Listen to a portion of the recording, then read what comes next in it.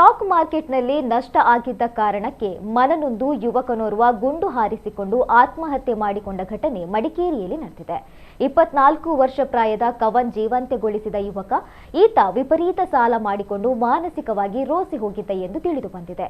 ಕೋವಿಯಿಂದ ಗುಂಡು ಹಾರಿಸಿಕೊಂಡು ಆತ್ಮಹತ್ಯೆ ಮಾಡಿಕೊಂಡಿದ್ದಾರೆ.